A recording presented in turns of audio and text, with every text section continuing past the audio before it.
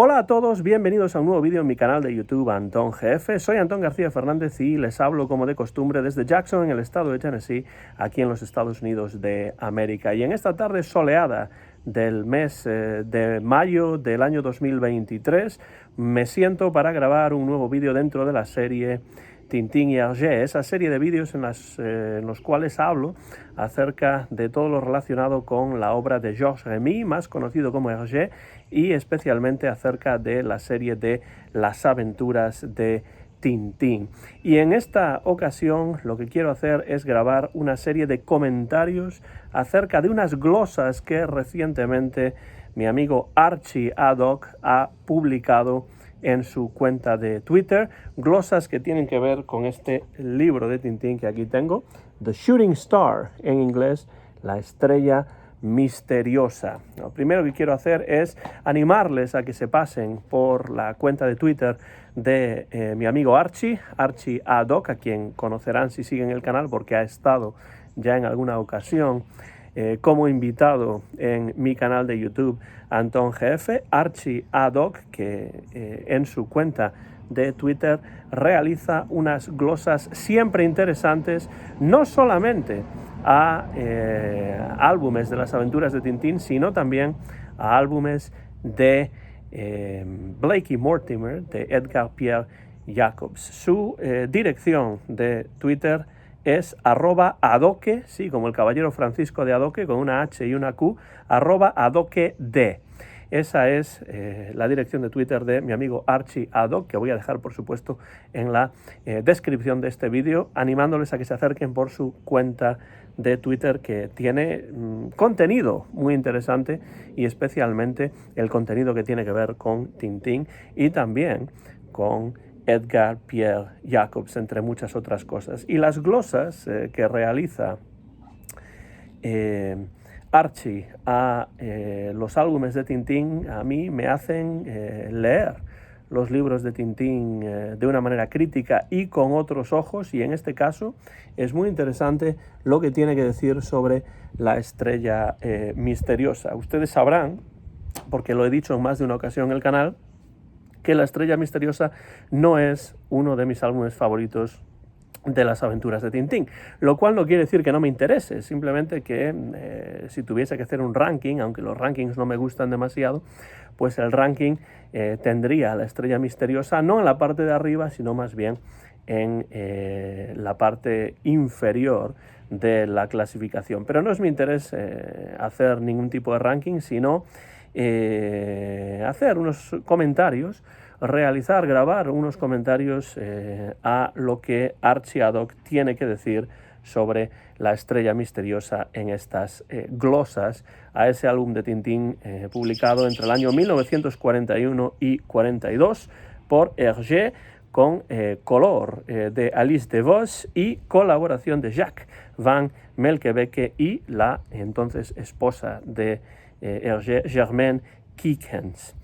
Si ustedes entran en la cuenta de Archie Haddock y encuentran este hilo en el cual realiza estas glosas, pues verán ahí pues no solamente las glosas, sino también algunas ilustraciones a las que haré referencia, con lo cual no es mala idea escuchar estos comentarios si es que a ustedes les interesan mis comentarios a las glosas de Archie Haddock, viendo, por supuesto, leyendo las glosas que Archie ha escrito.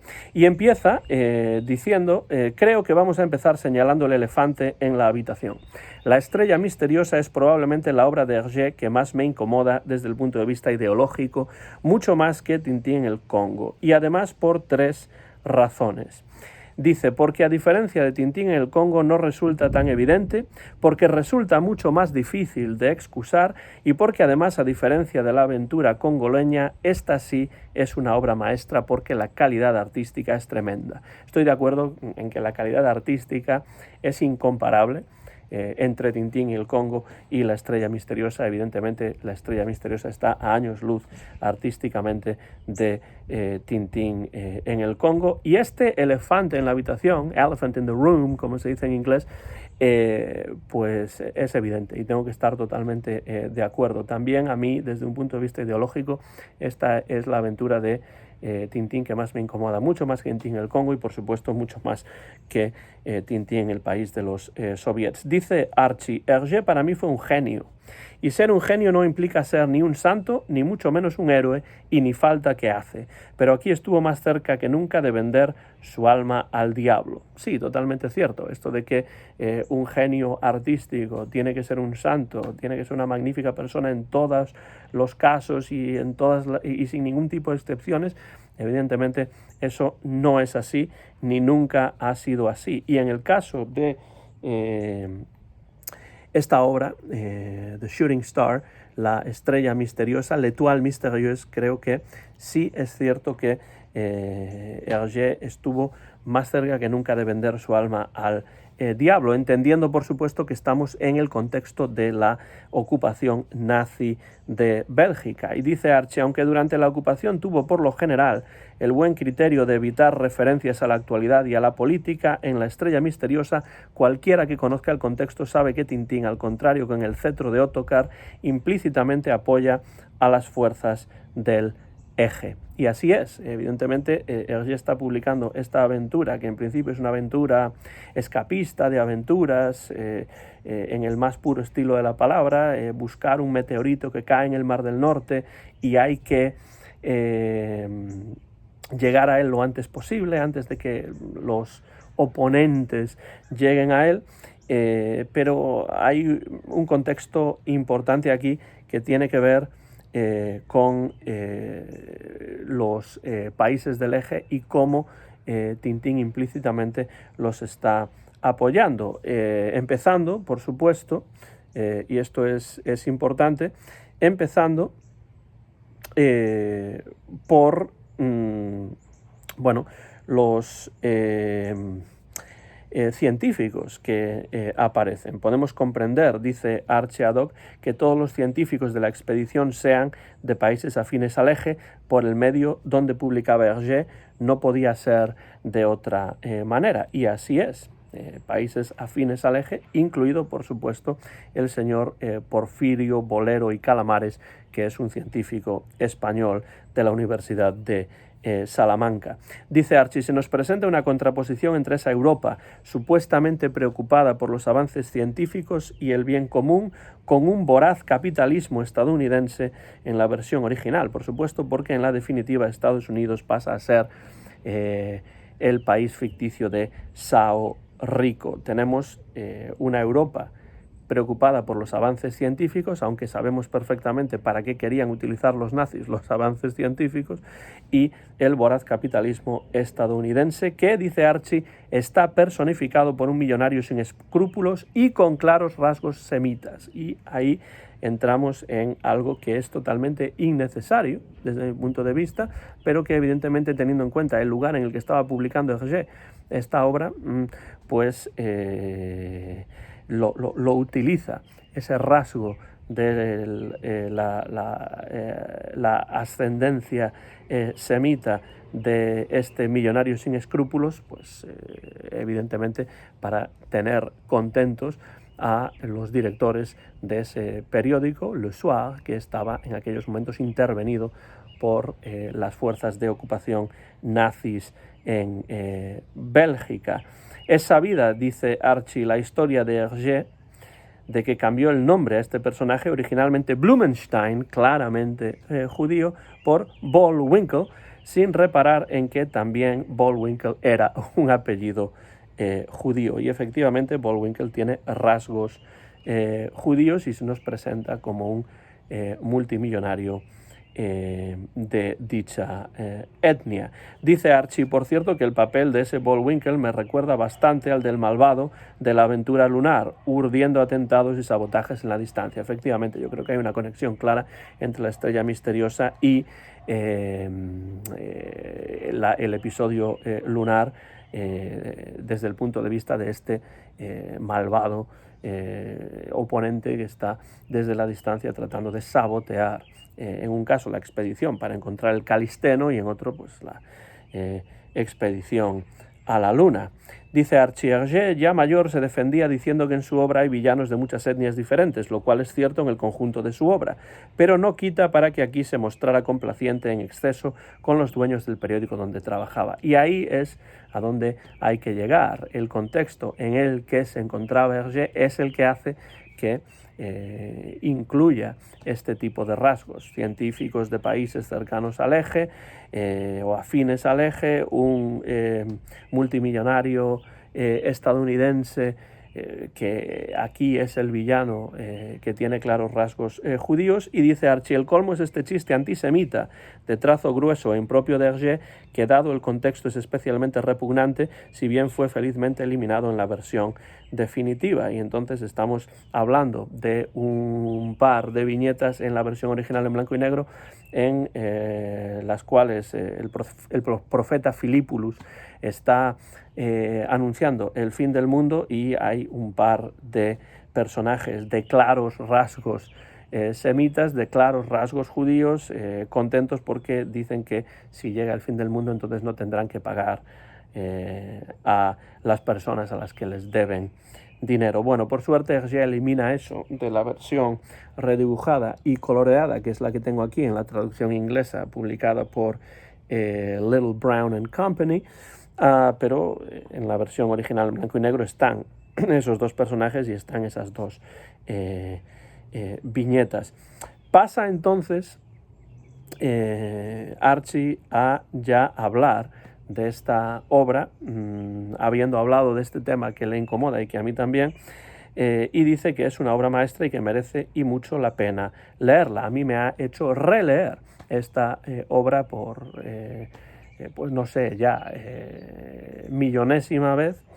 Y lo que sí tengo que decir es que, aunque yo siempre he dicho que La estrella misteriosa es uno de mis álbumes de Tintín que menos me gustan, pues lo que sí tengo que decir es que hay algunos elementos que me parecen muy interesantes. Uno de ellos es el inicio, con ese tono, con esa atmósfera totalmente apocalíptica.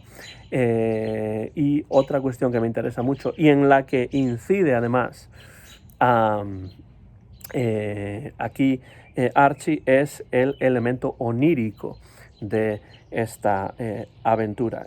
Lo onírico, el sueño, el papel del sueño en la obra de Hergé y en las aventuras de Tintín en particular, siempre es algo que me ha interesado mucho, y La estrella misteriosa tiene ese elemento. Lo que pasa es que a mí me parece que la tensión narrativa va perdiendo fuerza a medida que van pasando las páginas, y por tanto no es una de mis obras favoritas, pero tiene elementos muy valiosos, como veremos en estos comentarios a las glosas de Archie, que son excepcionales, y les vuelvo a animar a que se acerquen por su cuenta de Twitter @adoqued. Dice Archie, nos encontramos ante una aventura soñada. El sueño es una pesadilla. La sensación irreal, apocalíptica y onírica está en todo el álbum. De alguna manera uno no puede menos de pensar que Hergé estaba permeando el sentir de la Bélgica ocupada una vez más, de su ambiente pesimista. Absolutamente cierto, creo que lo onírico es importantísimo en esta obra, y en este caso lo que tenemos es una pesadilla, porque la situación política, social, histórica del momento, 1941-1942, la Segunda Guerra Mundial, cuando Hergé publica esta obra, es una situación de verdadera pesadilla que se transmite de una manera excelente en la obra, especialmente al principio, aunque lo onírico, como veremos, aparece a lo largo de toda la aventura. Archie dice, empecemos con esta secuencia, en principio inocente, pero que admite ya una doble lectura. Milú opta por fijarse en lo más inmediato e insta a Tintín a obviar la amenaza que planea sobre sus cabezas y da pie a la aventura. Es decir, esa amenaza es ese asteroide que va a chocar contra la Tierra. Tintín reconoce que hay una estrella más en la Osa Mayor y dice, es asombroso, y Tintín dice, y Milú dice, Tintín, tú ya sabes que existen millones de estrellas, una más o menos, ¿qué más te da? Entonces Milú en este caso no comparte el interés de Tintín por ese fenómeno, esa estrella nueva que aparece y que poco a poco se irá acercando a la Tierra, porque no es realmente una estrella, sino que es un asteroide que puede impactar con la Tierra. Dice Archie, el primer acto será agobiante y angustioso y el ambiente solo se aligerará con el gag recurrente del portero del observatorio. Porque Tintín va al observatorio y allí se encuentra con el portero y esto será un gag recurrente, algunos gags que siempre aparecen, porque incluso en una obra como esta, Hergé utiliza el humor, utiliza los gags para aligerar la tensión un poco. Dice Archie, el observatorio por su parte resulta un edificio enorme y desolado como salido de un sueño donde no hay ni un alma. El único que aparece es un viejecito que anuncia un castigo. Esto es totalmente cierto porque si vemos el diseño de este observatorio prácticamente parece que sale de un ambiente prácticamente kafkiano, un poco como el castillo de Kafka o algo parecido, pasillos largos con ventanas, con puertas, donde parece que no hay absolutamente nadie y el único que aparece es un hombre que después será el profeta Filípulos o se convertirá en el profeta Filípulos que dice el castigo. Entonces, evidentemente estamos en un contexto totalmente apocalíptico como lo era en muchos sentidos el contexto de la época. Estamos en plena Segunda Guerra Mundial. Dice Archie, la misma sala del telescopio se nos antoja en un primer momento vacía e imponente. Si bien Hergé juega con el recurso de poner a los personajes de Cáliz, el profesor Cáliz y su ayudante, fuera de plano en un primer momento. Vemos en la sala principal del observatorio un telescopio enorme y parece que no hay absolutamente nadie. De nuevo parece que Tintín y Milú están solos en un ambiente kafkiano y desierto, apocalíptico, pero vemos que allí están a un lado de la viñeta, de la siguiente viñeta, el profesor Cáliz y su ayudante estudiando, haciendo números y cábalas, etc. Archie dice, la aparición de la araña sobre el asteroide es realmente terrorífica, aunque después descubramos que es un engaño al estar paseando el animal por la lente. Pero de nuevo juega Hergé con esa idea del cliffhanger. ¿Qué está pasando al final de esta imagen, de esta página en la que tenemos una viñeta en la que vemos una araña enorme que parece que está sobre la estrella, que está sobre el asteroide, cuando realmente está sobre la lente del telescopio. Y todavía, dice Archie, se acentúa más la cosa cuando Cáliz anuncia el fin del mundo con estas tres viñetas en las que cada vez vemos un plano más cercano de su rostro. Al principio está un poco al fondo, después está como en plano medio y después en el último, cuando dice el fin del mundo, sí, el profesor Cáliz, pues vemos al profesor Cáliz, que ya tiene una cabeza de un diseño bastante curioso, pues en primer plano, y de nuevo vemos aquí, Hergé está utilizando una técnica cinematográfica de una manera muy efectiva, jugando con los diferentes planos y utilizando el primer plano para añadir tensión. Un Tintín que se echa las manos a la cabeza, que se echa las manos a las mejillas y está preocupado porque parece que llega el fin del mundo. Dice Archie, es curioso que este recurso solo sea utilizado en otro momento en todo el cómic, en principio no relacionado, cuando Chester, el amigo del Capitán Haddock, sirve una copa de whisky a Haddock. En este caso, de nuevo vemos al Capitán Haddock un poco más pequeño, después en plano medio y finalmente en primer plano, pero en este caso es un gag cómico y no tiene esa tensión que sí tiene al principio de la aventura con el profesor Cáliz. Dice Archie, por cierto, que este gag tiene su gracia viniendo de alguien que nunca acreditó a un solo colaborador. El colaborador le entrega a Cáliz todos los cálculos, un fajo de papeles con cálculos y Cáliz se arroga el éxito de haber decidido, o haber definido, de haber encontrado, de haber calculado cuándo el fin del mundo iba a ocurrir. Y soy yo, Hipólito Cáliz, el que ha tenido el honor de determinar la hora del cataclismo. Mañana seré célebre. Bueno, será celebérrimo, pero estarán todos muertos. Ahí tenemos también la paradoja y el humor de Hergé.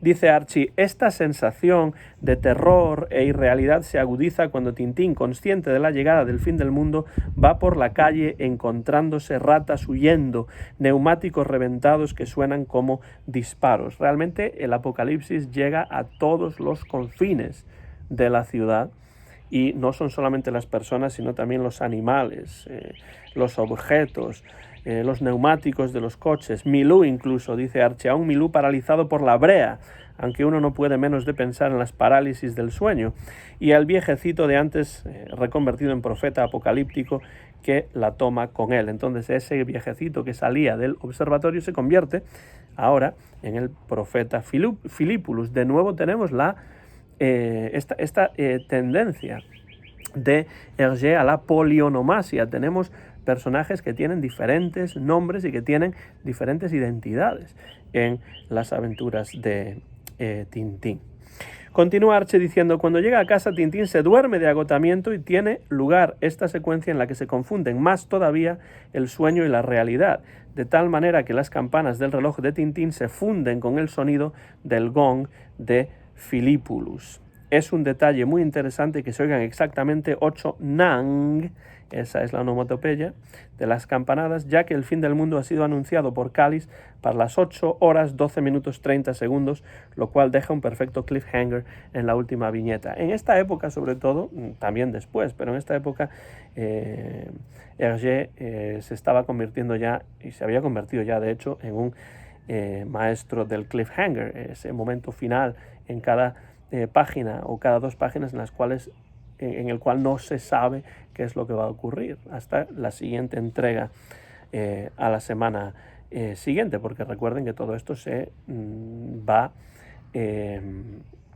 publicando por entregas. Dice Archie que estamos en el primer acto de la historia, es decir, esta situación apocalíptica del final del mundo que no llega por la equivocación en los cálculos. Cáliz, de hecho, en una viñeta muy graciosa, está enojadísimo con su ayudante y le tira cosas encima porque se equivocó en los cálculos.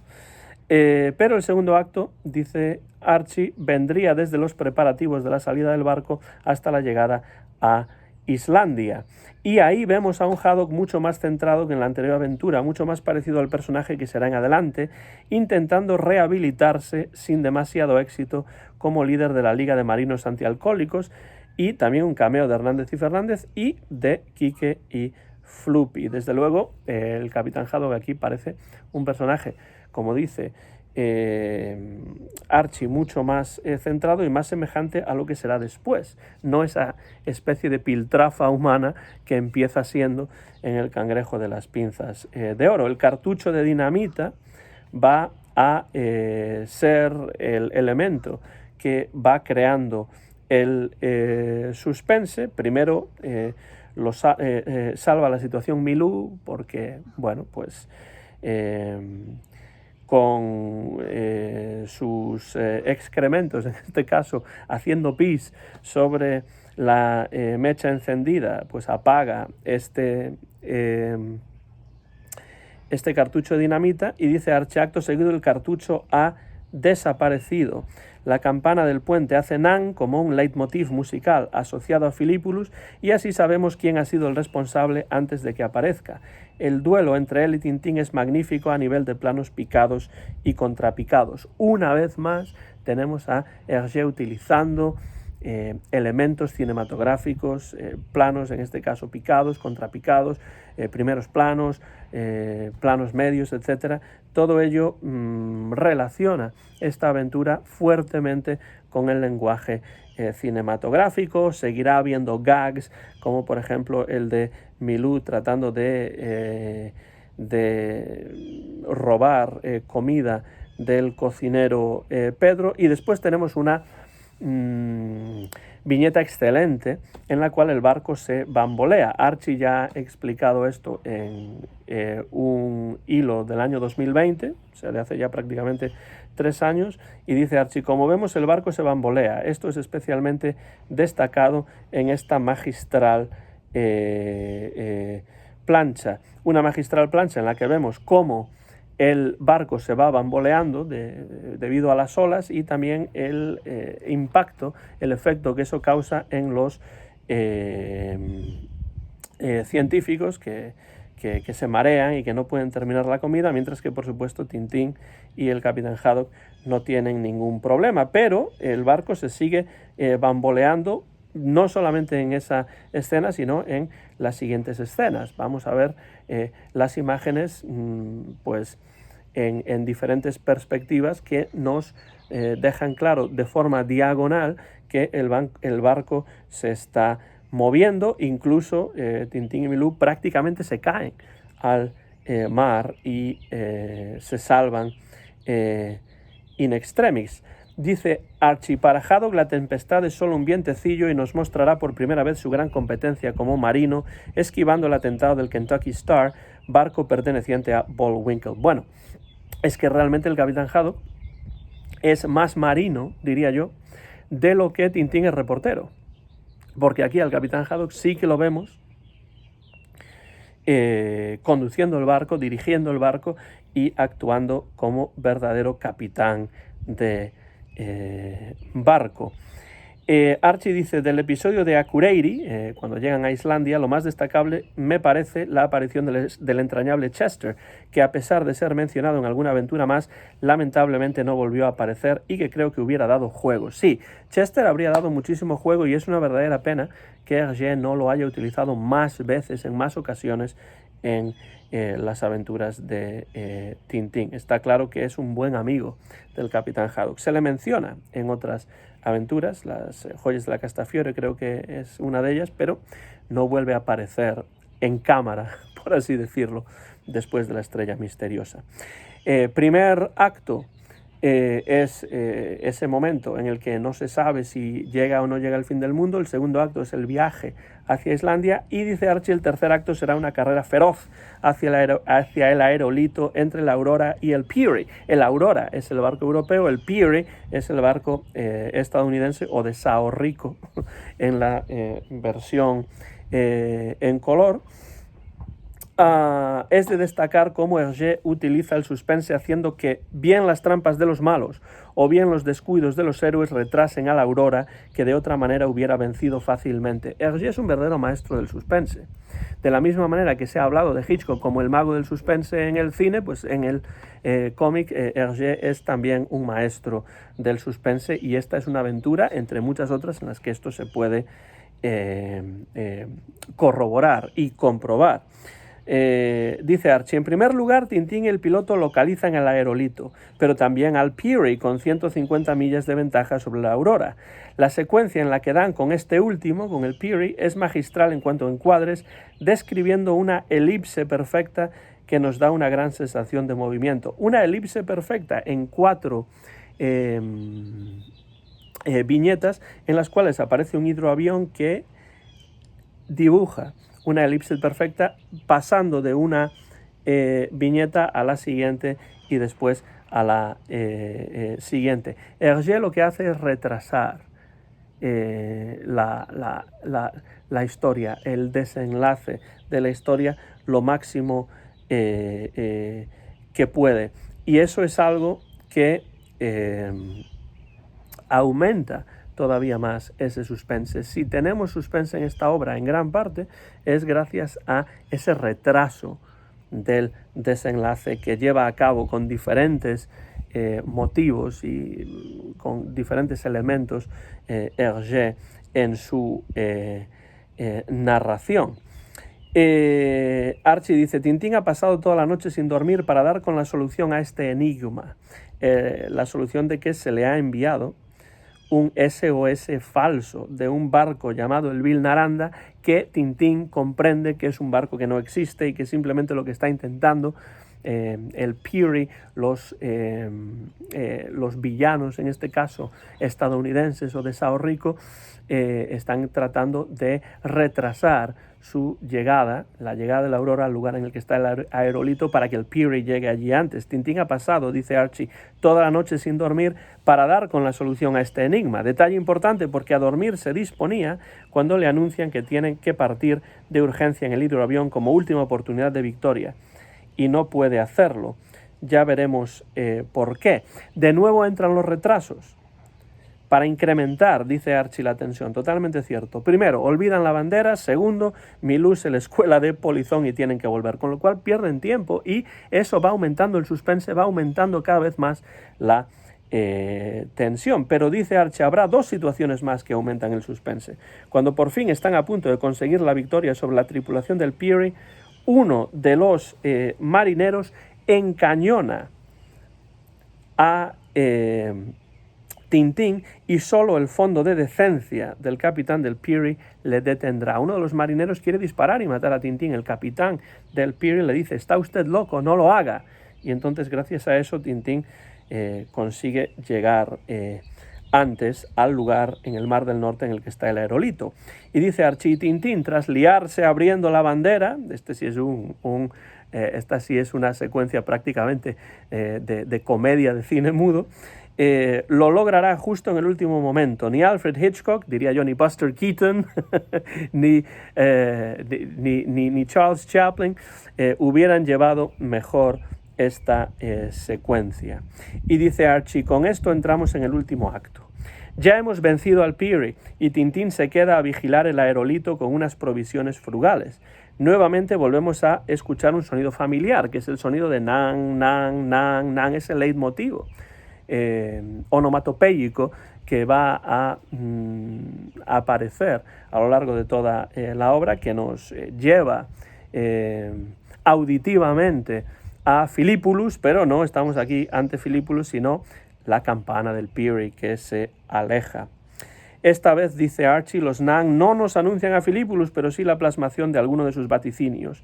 Una secuencia onírica e irreal relacionada con la plancha que vimos antes, en la que éste se colaba en la casa de Tintín, y que es aún más desasosegante, porque Tintín vuelve a tratar de dormir, igual que dentro del barco, de la misma manera que estaba durmiendo en su casa al principio de la aventura, y cuando lo despierta una campanada, aquí lo que lo despierta es un boom, no el boom de Charles Trenet en su canción, ni el boom del Tintín, el país del oro negro, sino un boom que despierta a Tintín, que ya está durmiendo.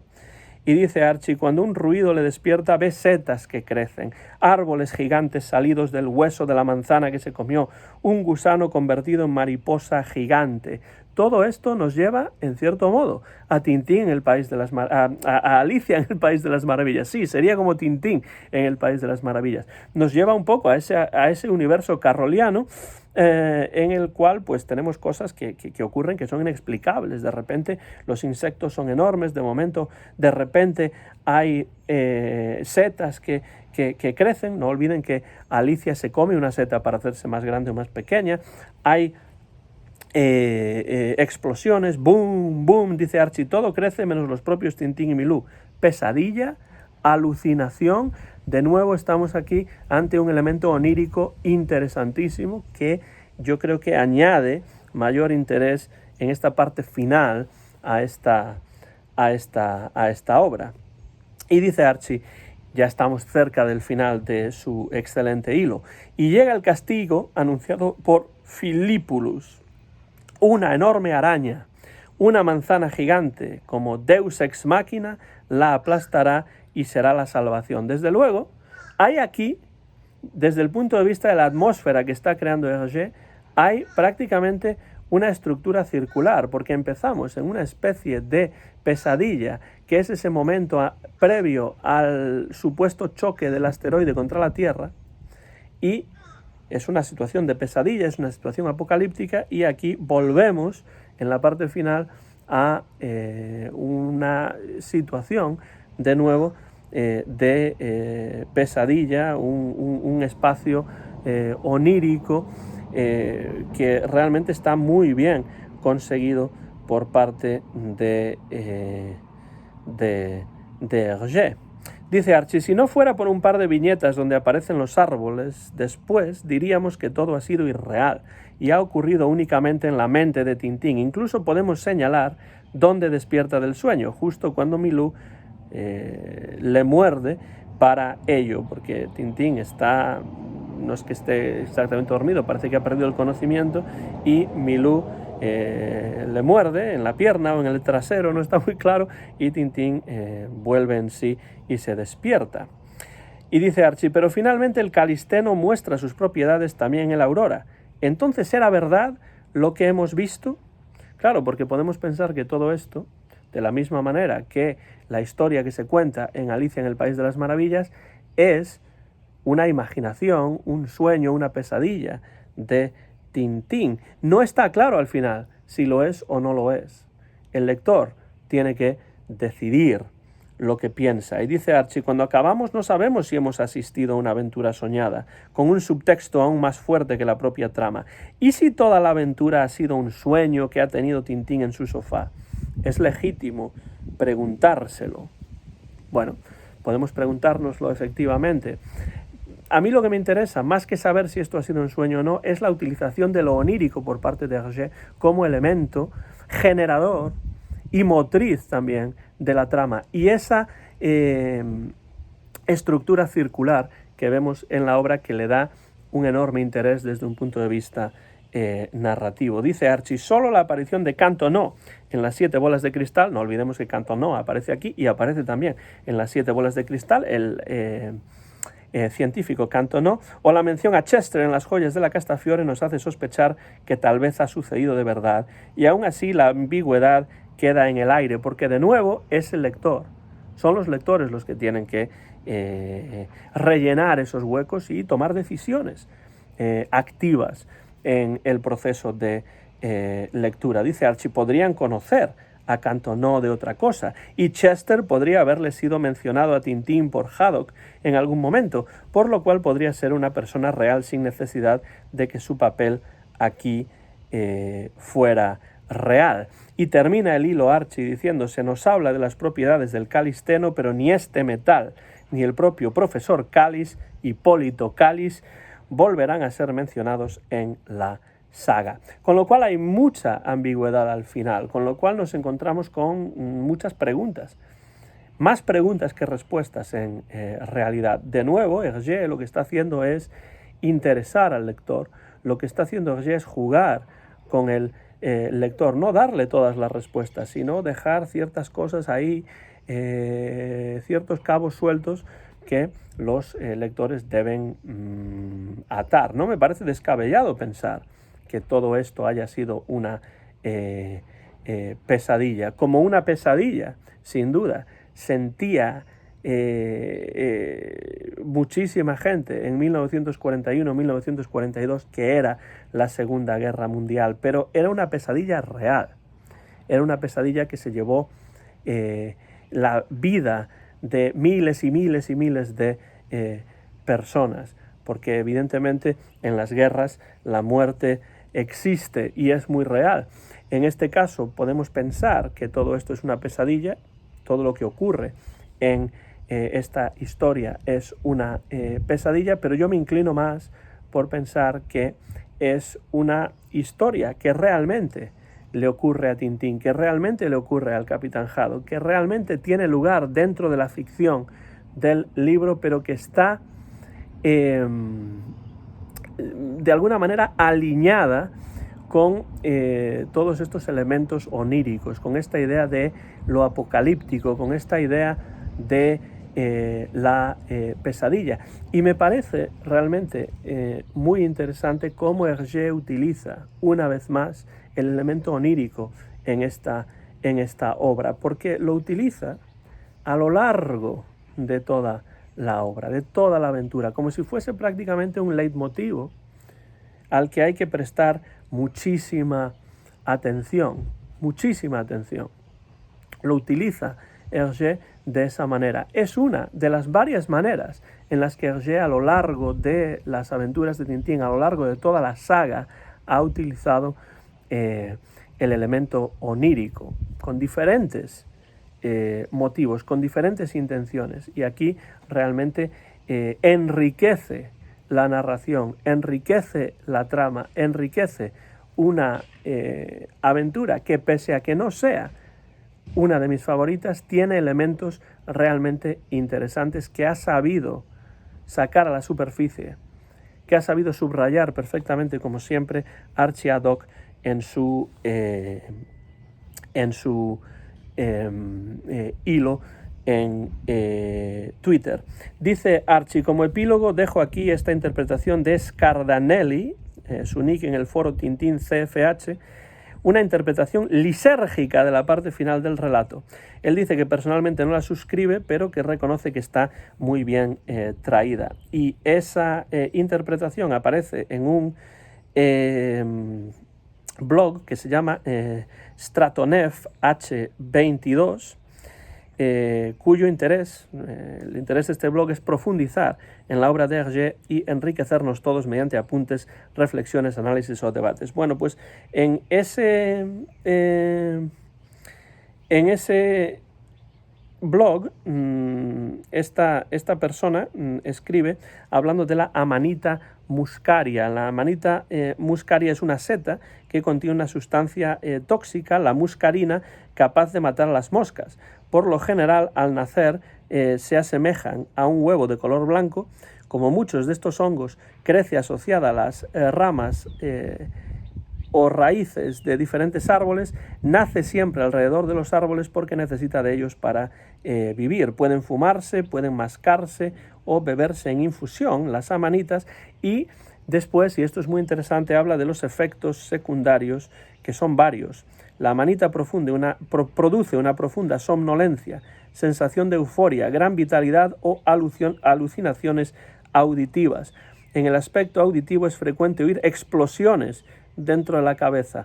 Al haber una estrecha conexión entre el oído y el sentido del equilibrio, la alteración acústica produce falta de coordinación y pérdida del equilibrio, y finalmente también la tendencia a ver los objetos más grandes de lo que son en realidad. Desde luego, todo esto que comenta Stratonef H22, que comenta en Stratonef H22 este Scardanelli, que ese es el nick de esta persona que escribe ese breve texto sobre la amanita, pues evidentemente son todos ellos elementos que pueden relacionarse con la experiencia de Tintín a lo largo de la Estrella Misteriosa, y sobre todo en la parte final, en esa pesadilla final, o en esa parte final de la obra que se asemeja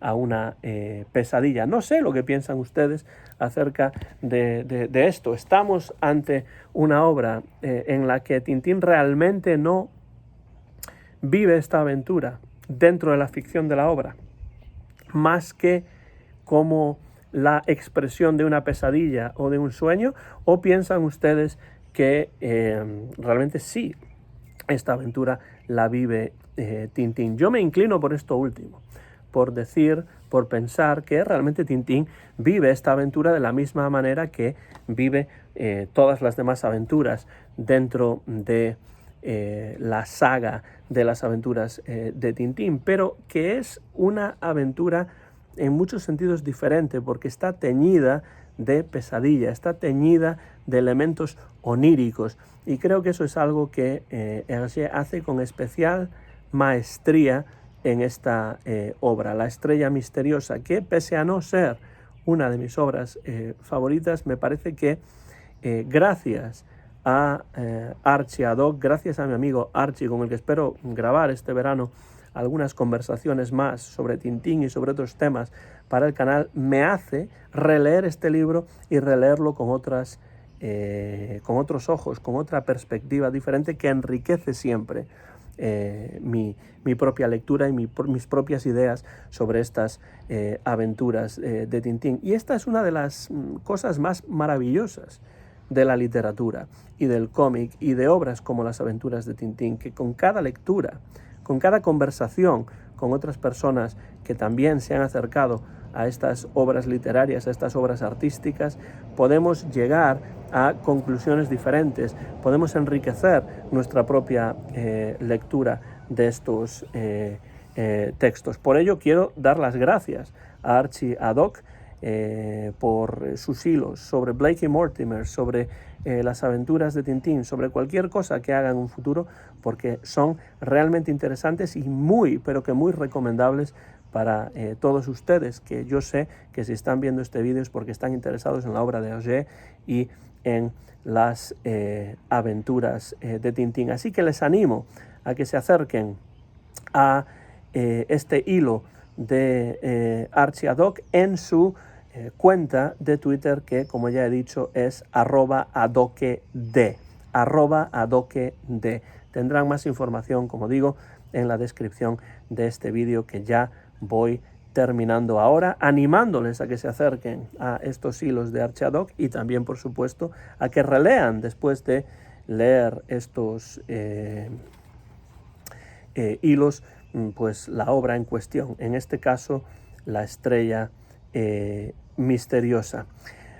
Me despido ya, soy Antón García Fernández y les he hablado desde Jackson, en el estado de Tennessee, en los Estados Unidos de América, en este vídeo que he grabado en directo, sin ningún tipo de cortes, una tarde soleada de finales del mes de mayo del año 2023, aquí en Jackson, Tennessee, en los Estados Unidos de América. Mío es el copyright de este vídeo, que muy pronto van a poder ver en mi canal de YouTube, Antón GF. Muchas gracias por su interés. Dejen cualquier tipo de comentarios por la parte de abajo de este vídeo. Díganme qué les parecen estas apreciaciones de Archie y mías acerca de La estrella misteriosa. ¿Qué les parece esta obra de Hergé, esta entrega de las aventuras de Tintín? Y entraremos en una conversación acerca de La estrella misteriosa aquí en YouTube, en mi canal Antón GF. Gracias sobre todo a Archie Haddock, le envío un saludo desde aquí, le animo a que continúe con esos magníficos hilos en su cuenta de Twitter, porque desde luego a mí me parecen realmente interesantes y muy necesarios para acercarse con otros ojos a estas obras de Georges Remy, más conocido como Hergé. Gracias, Archie, un saludo para él y también para todos ustedes. Gracias por estar ahí, al otro lado de esta línea cibernética. Gracias por su interés en los vídeos y por cualquier comentario que puedan dejar por la parte de abajo de este vídeo dentro de mi serie Tintín y Hergé en mi canal de YouTube, Antón GF. Gracias y hasta la próxima ocasión.